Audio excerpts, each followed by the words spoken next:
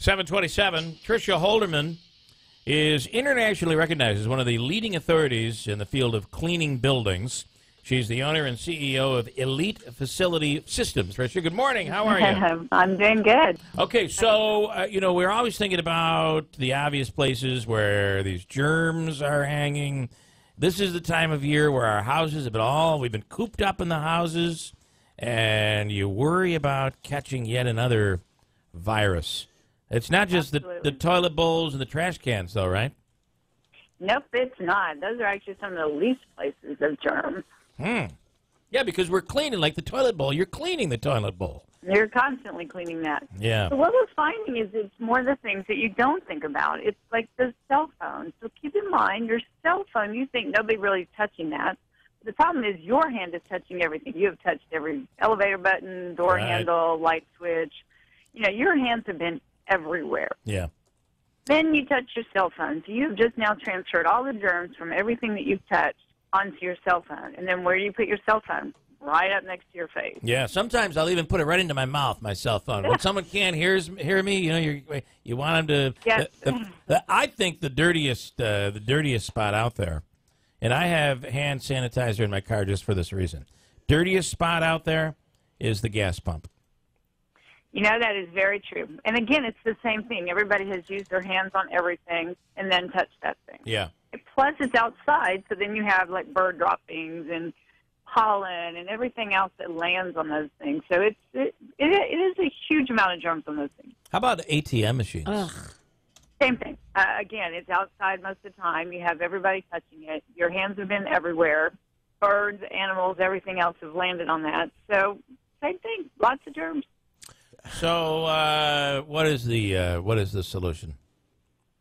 Keep your hands clean. That really is the most important part. And you can't always be running into a bathroom to wash your hands, so keep your hand sanitizer nearby.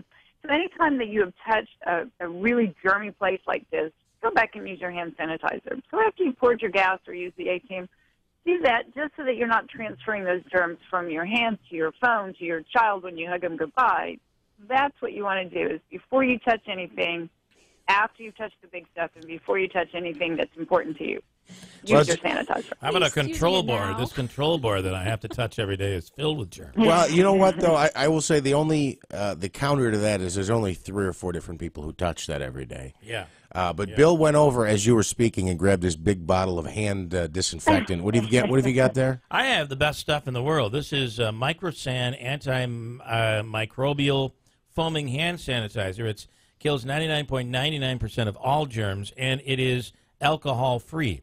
And we buy it in a gallon jug, and we just fill up our little things, and I use that. Tricia, can I ask, though, there's some scientific evidence to suggest, you should be exposed to this, that, and small doses because it just makes your body be able to fight it off if you are exposed to a higher dose. And that is true to some degree. It's good with the germs and the bacteria. It's not true with the viruses. You're never going to build up your immune system to a virus. Tricia, let's just ask one question. Do you enjoy diarrhea? No. Okay. Well, obviously that means that you're in. That's a different level. But so, okay, germs and viruses, how they're different. Can you catch a virus off like a vending machine or a dollar bill? You can catch a virus pretty much. Because viruses actually survive for like 18 hours on hard surfaces. So somebody who has like sneezed on their hand and then opened up a restroom door, for 18 hours that germ is still alive on that handle. Earlier on in my career, I was speaking not Paul Simon, but Garfunkel. Simon Garfunkel. No, not Art Simon. Garfunkel. Art Garfunkel. And Art was on, and I said, so you live in New York? And he said, yes, I live in New York City. And I said, but I'm calling you now from a hotel. So my inquisitive mind, I'm just going to ask, why are you you're in a hotel in New York City? Yes, my kids have a cold. So Art Garfunkel would move into a hotel room. Wow. Because his kids had a cold. I mean, and the fact is, you catch these things, you're either you don't go to work because you're sick, or you're going to work sick and you end up spreading it. It's miserable. I mean, that's part of it. It's such a you lose productivity.